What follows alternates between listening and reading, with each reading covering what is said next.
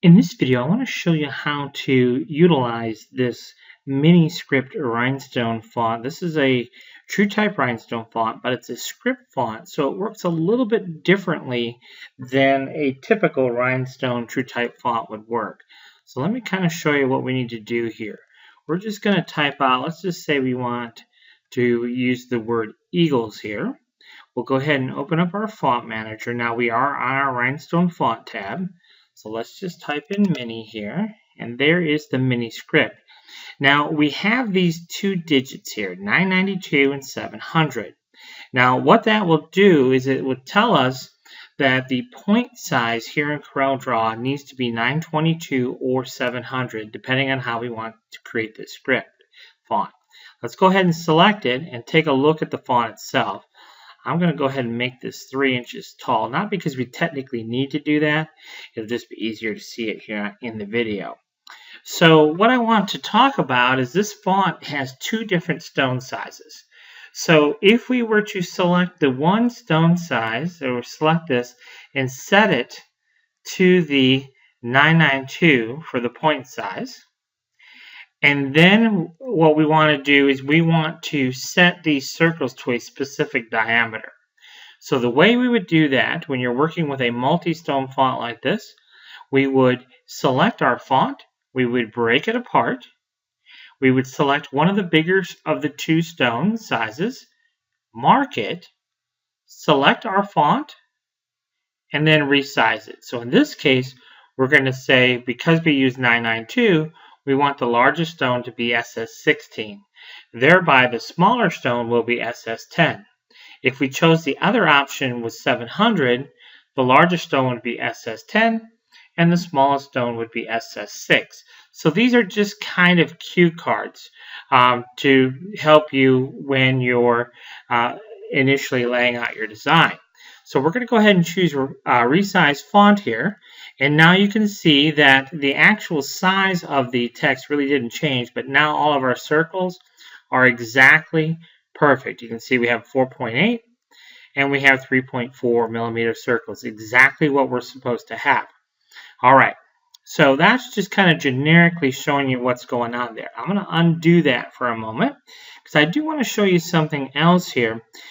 Kind of walk you through that whole process from start to finish of how you should use this script font. Because what you're going to see is, so right now, let's see, we're still not there. We're back to font form here. So what I'm going to do is I'm going to pull down a guideline. And as you pull down, it will kind of snap into place at the baseline of our text. So you see where that guideline snapped. You can see all these little nodes. That's the baseline, the text baseline. So we're going to grab our Shape Edit tool, and as long as we grab that node and snap it along this guideline here, all the letters will line up. So here for our letter G, this is going to overhang our letter A, okay? And then here for our letter L, this is going to come across, and you can see there's some intersections going on here where our L is, and that's okay. That's the main thing I want to point out because we're going to fix that here in a moment. So just for now, get this lettering the way you want it to connect. You see, like the E is going to connect to the L like so. And then finally, we have to connect our S to our E. But like I said, we are going to have a situation. We are going to have overlapping stones.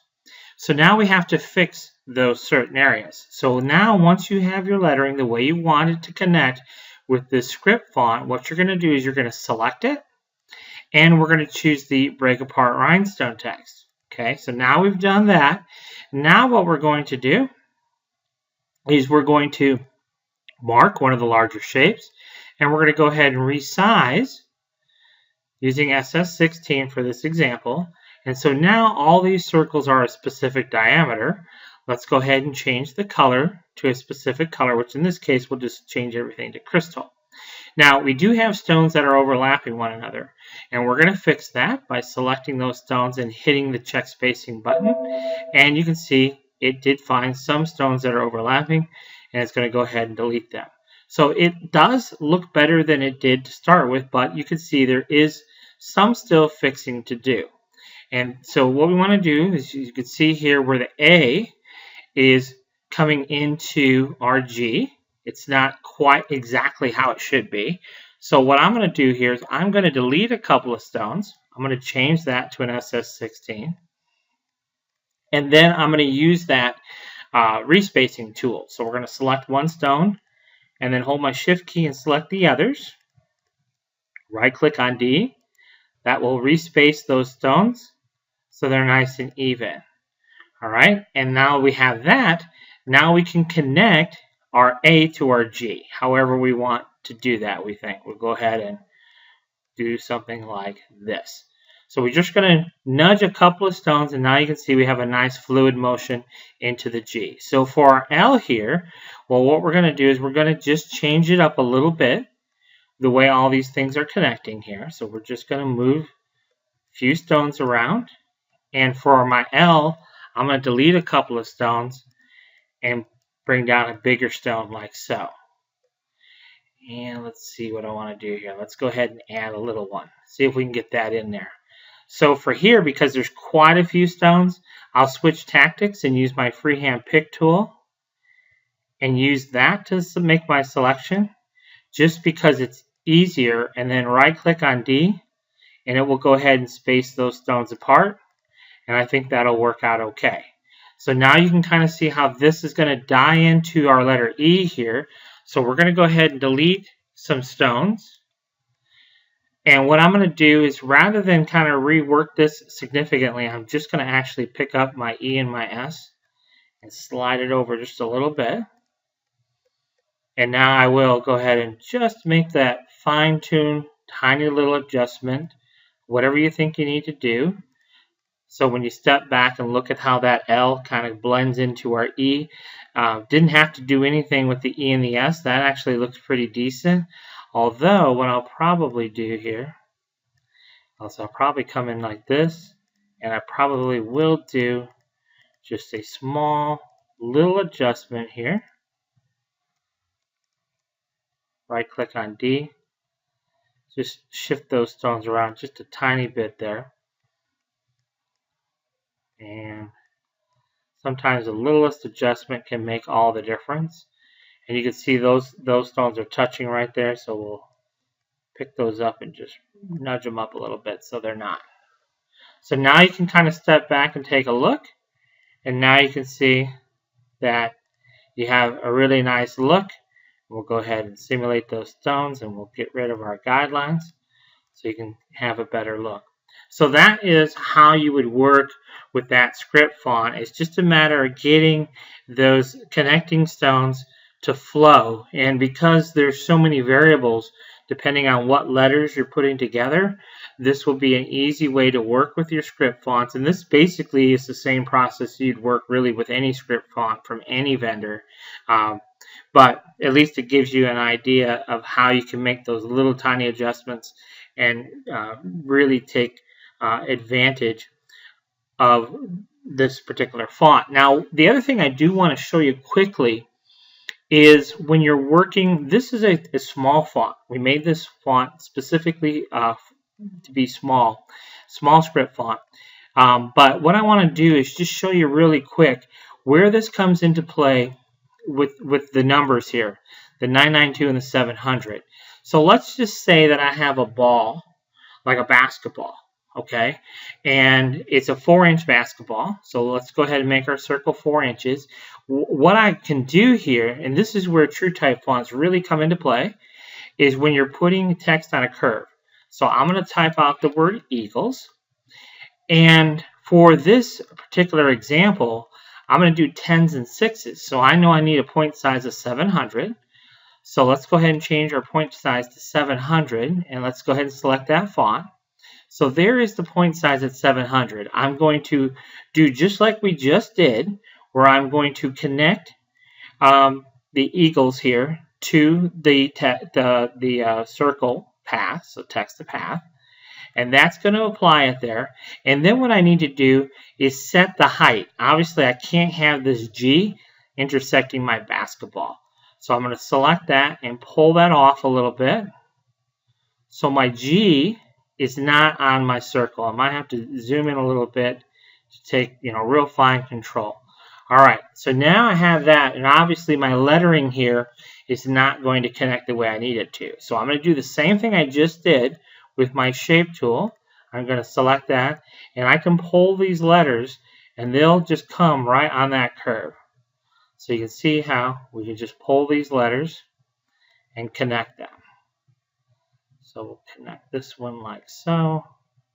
Just bring it right around to get it to connect the way you want it to connect.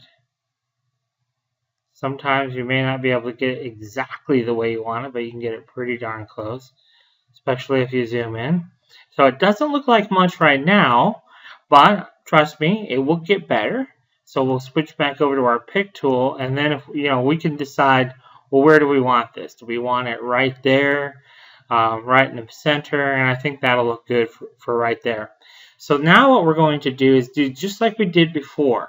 We did the break apart rhinestone text. We selected a shape, we mark it. In this case, we're going to switch it over to SS10 stones so we can resize our font. But what you see when we did that, the circles changed, but the font on the path didn't move at all. And that's because we already have that pre-configured point size for you. So let's go ahead and give the stones a particular color, which in this case we did crystal. And let's go ahead and check our blatant overlapping stones. And that will get rid of some of it.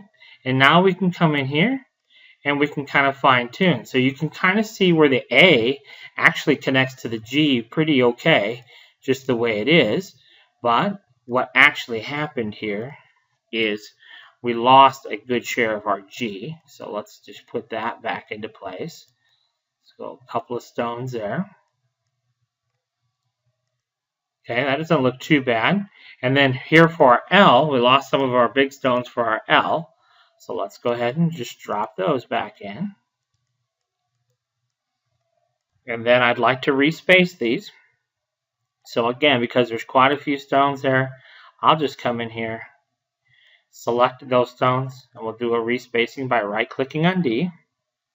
And that'll tighten up that spacing. Now you can see this spacing is pretty tight here, but I think it'll still work for our purpose. So I'm just going to leave it as is. And then we did lose a stone on our E where we didn't want to. So let's go ahead and put our stone back there for our letter E. And you can see these stones are actually colliding right there at that point. So what I can do here is I'm probably going to go ahead and do a respacing because of the gap here. So let me do that quick. Select the stones that are most important to me for respacing, like so. And let's see here.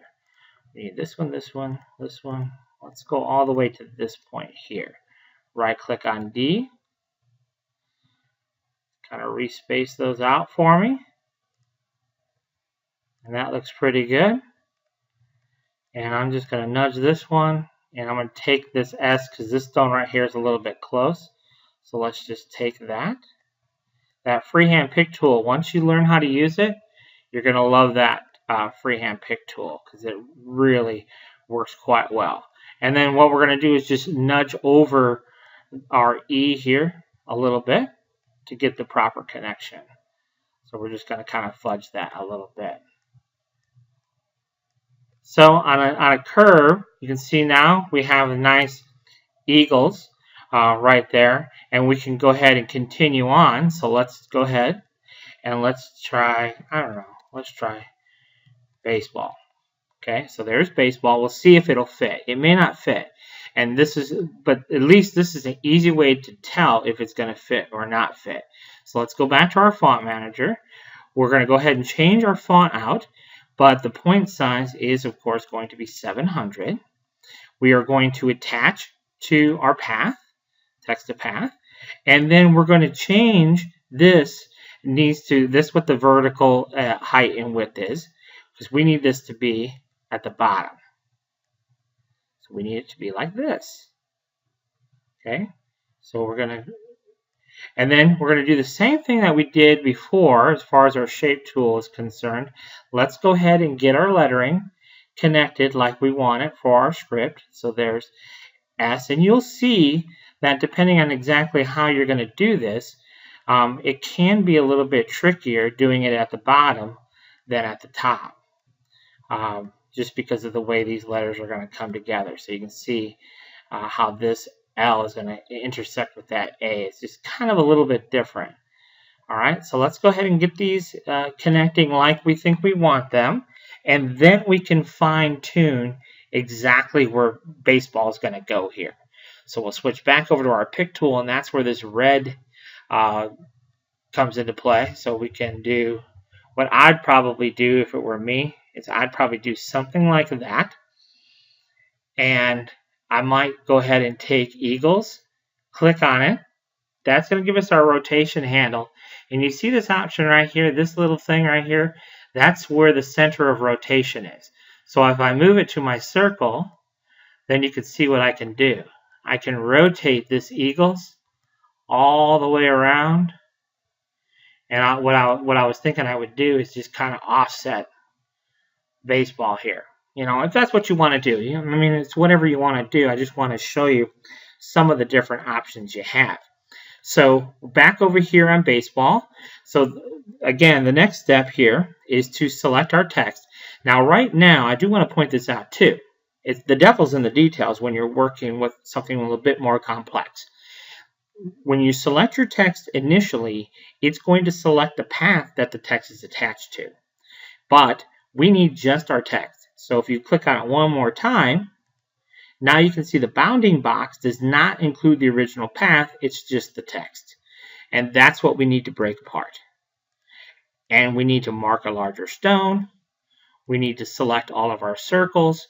We need to resize. Now watch this baseball in relationship to the path. It's not going to move. Watch this. So we hit Resize Font. And you see, basically nothing changed in relationship to the path because we already knew what point size we should be using. And so that definitely helps us out there. So now that we have this, the circles are the right size now. There is no stone color assigned, so we'll go ahead and assign a stone color.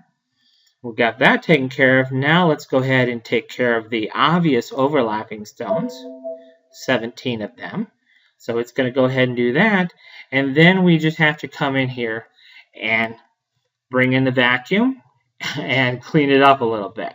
So we're just going to go ahead and copy a couple of stones here. We're going to go ahead and respace our S here just a little bit. So that takes care of that. And our S here, where it's a little bit nutty, we're going to go ahead and delete that and just put a little connecting stone there. It's not exactly perfect as far as that goes. This is kind of weird. These stones here really shouldn't be there. So, because our E is going to come up and around, so we'll just go ahead and nudge that stone over and this stone over. So you can make these little adjustments, and that gives us a better looking E. And then we're going to just bring this out and bring this up a stone. And we're just going to reshape our E just a tiny little bit there. So where it's going to connect to our B, and we're going to delete this.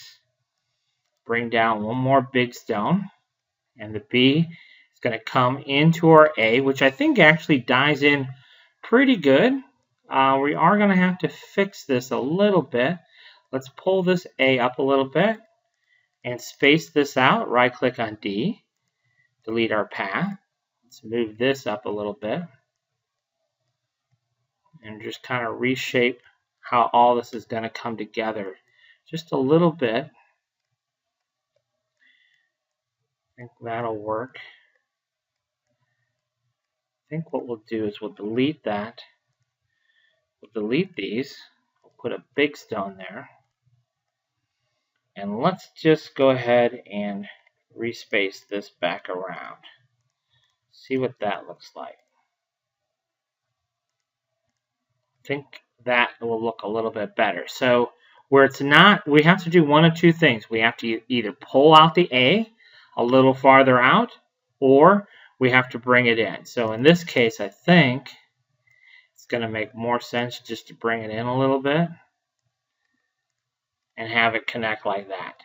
Okay, so now the L, we have to do a fair bit of work here.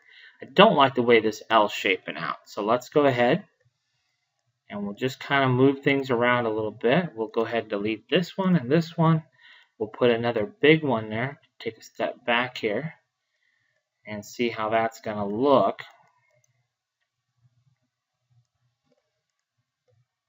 And then we want to kind of match that with the next L. So we're going to go ahead and delete a few stones.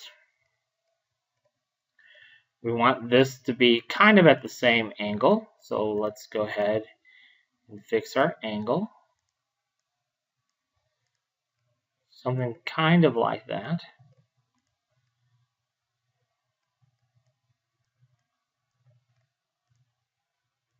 And then we'll just go ahead and select these. Well, we do need one more big one, don't we? We've got, let's see here. Do we need another big one? No, we don't. Because we have the same number of big stones. So let's just try and sort these out by respacing them. See if that makes the difference or not.